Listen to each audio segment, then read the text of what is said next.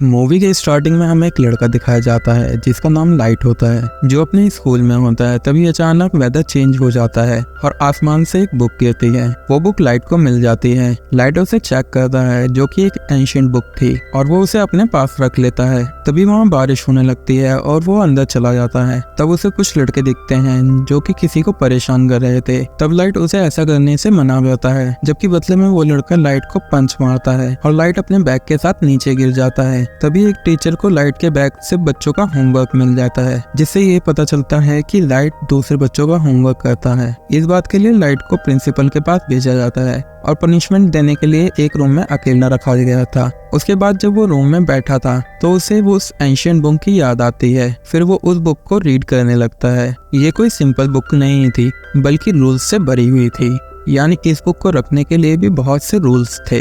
ये बुक सदियों पुरानी थी। इस बुक को पढ़कर लाइट को काफी अजीब फील होता है। जब वो इस बुक को देख रहा था तो वहाँ अजीब चीजें होनी शुरू हो जाती हैं। तब लाइट वहाँ पर एक अजीब चीज को नोटिस करता है, जो कि एक क्रिएचर था। उसकी बॉडी पर काफी सारे कांटे थे, जो कि काफी डरावना लग रहा था। लाइट उसे देखकर बहुत ज्यादा डर जाता है, लेकिन बाद में उसे सारी बात समझ आ जाती है कि ये कोई क्रिएचर नहीं, बल्कि एंजल ऑफ डेथ है, यानी मौत का फरिश्ता, और ये इस बुक का गार्डियन है। एंजल ऑफ डेथ लाइट को बताता है कि ये बुक क्या क्या कर सकती है। इस बुक में कुछ नोट्स हैं जिन्हें डेथ नोट्स कहा गया है। जिस इंसान के पास ये बुक होती है वही इसका ऑनर होता है, यानी इस टाइम इसका ऑनर लाइट था। इस बुक की बड़ी बात यह है कि इसके डेथ नोट पर जिसका भी नाम लिखा जाएगा वो मर जाएगा। बुक का ऑनर किसी को भी अपने पसंद के तरीके से मार सकता है। मतलब वो कोई भी तरीका चूज करके बुक में लिखे तो मरने वाला सेम उसी तरीके से मरेगा। लेकिन ऐसा करने के लिए ऑनर को कुछ रूल्स को फॉलो करना होगा। लाइट फिलहाल तो इस बात पर यकीन नहीं करता।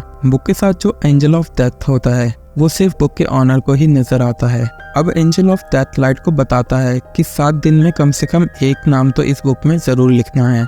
अगर उसने ऐसा नहीं किया और किसी का भी नाम इस बुक में नहीं लिखा तो ये बुक किसी और के पास चली जाएगी।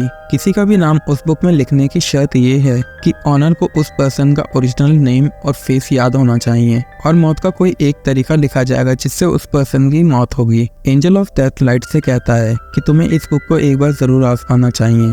तभी लाइट विंडो से उसी लड़की को देखता है जो अब भी किसी को परेशान कर रहा था। एंजल ऑफ डेथ की बात मानकर लाइट उस बुक में इसी लड़के का नाम लिख देता है और इस लड़की की मौत का वो तरीका चुनता है कि उसका सर क्रश होगा।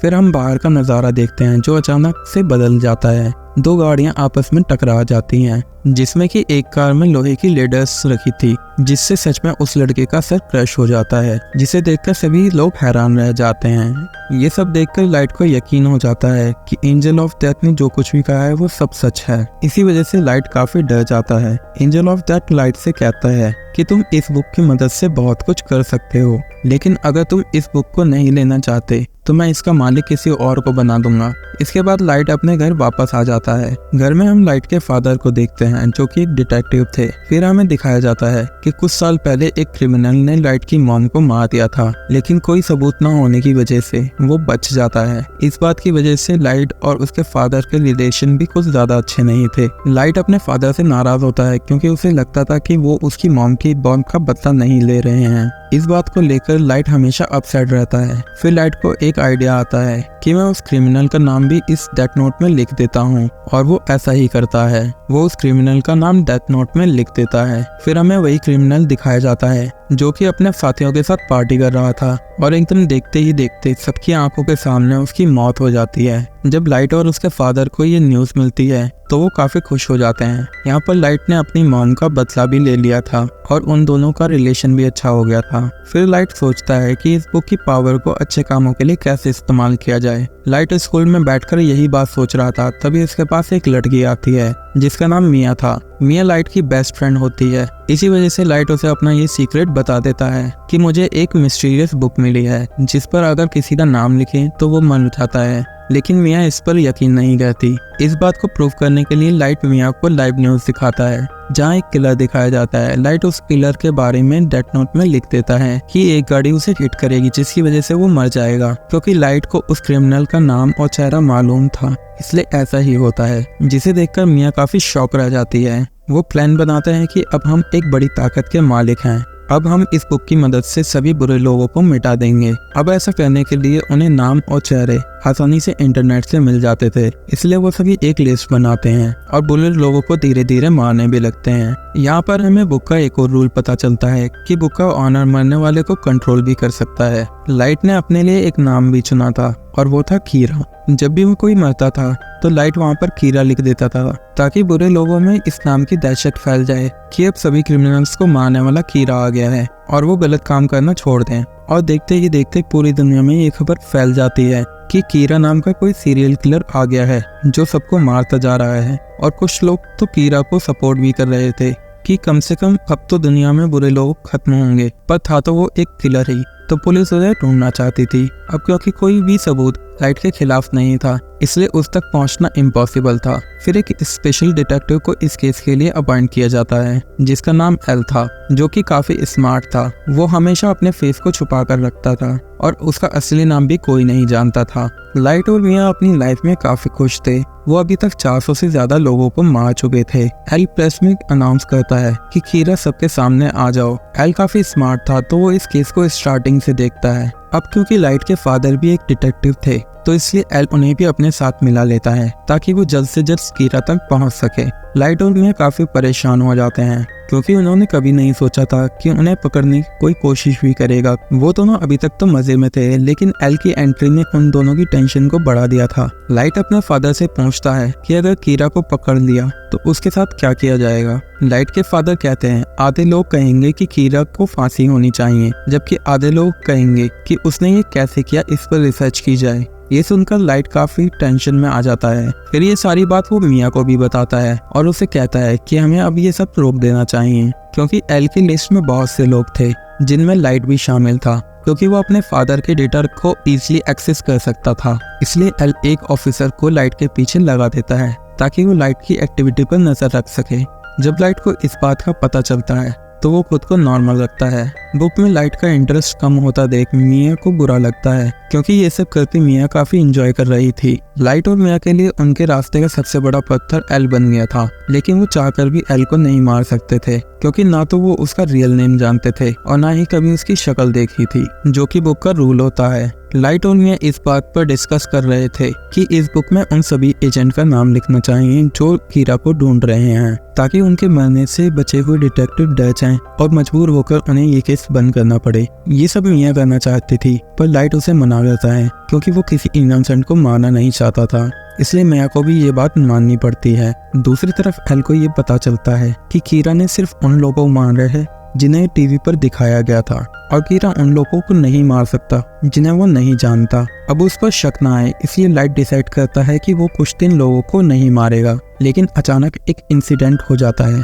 वो सभी एजेंट बिल्डिंग से कूदकर मर जाते हैं जो कि केस में शामिल थे और कीरा को ढूंढ रहे थे, लेकिन ये नाम तो लाइट ने नहीं लिखे थे, तो ये किसने किया। यहाँ पर सिचुएशन खराब हो जाती है, क्योंकि अब तक कीरा सिर्फ उन लोगों को मारता था जो गलत काम कर रहे थे, पर अब ऐसा नहीं था। उसने पुलिस को भी मार दिया था, जिससे वो अब एक खतरा बन गया था जो किसी को भी मार सकता है। इस बात को लेकर लाइट काफी परेशान हो जाता है। वो एंजल ऑफ डेथ से पूछता है क्या तुमने ये सब किया है। तब एंजल ऑफ डेथ कहता है ये नाम किसी और ने लिखे हैं, क्योंकि मैं ये काम नहीं कर सकता। फिर लाइट के फादर को दिखाते हैं जो कि कीरा को चैलेंज करते हैं कि इनोसेंट लोगों को मारना बंद करो, अगर हिम्मत है तो मुझे मार कर दिखाओ और सबके सामने आ जाओ। ये न्यूज लाइट और मिया भी देख रहे थे। गुस्से में आकर मिया लाइट से कहती है कि तुम अपने फादर का नाम भी इस बुक में लिख दो। तो लाइट कहता है क्या तुम पागल हो गई हो, मैं अपने फादर का नाम इस बुक में कैसे लिख सकता हूँ। दूसरी तरफ एल और भी ज्यादा समझदारी से इस केस को हैंडल कर रहा था। वो देखता है कि अब लाइट के फादर को कीरा मारेगा या नहीं, मगर ऐसा नहीं होता, क्योंकि लाइट के फादर नहीं मारते, इसलिए एल का शक जो कि लाइट पर था वो यकीन में बदल जाता है। आखिर लाइट के डैड भी तो एक डिटेक्टिव ही हैं जो इस केस को हैंडल कर रहे हैं, मगर कीरा ने उन्हें नहीं मारा, यानी कीरा और कोई नहीं लाइट ही है। इसलिए रात को एल लाइट से मिलने जाता है और उससे उगलवाने की कोशिश करता है कि तुम ही कीरा हो। एल लाइट से काफी क्वेश्चन भी करता है और अपना फेस भी रिवील कर देता है। वो कहता है कि अब ये सब करना बंद कर दो, लेकिन लाइट उसकी बातों को इग्नोर करके वहां से चला जाता है। अब खतरा उसके सर पर ही था, वो चाहकर भी एल को नहीं मार सकता था। मिया लाइट से कहती है मैं तुमसे बहुत प्यार करती हूँ और इस मुसीबत से निकलने के लिए हमें कुछ करना चाहिए। एल को अपने रास्ते से हटाने के लिए लाइट काफी सोचता है। वो कहता है एल का चेहरा तो मैं देख ही चुका हूँ और एल का असली नाम उसका फ्रेंड जरूर जानता होगा।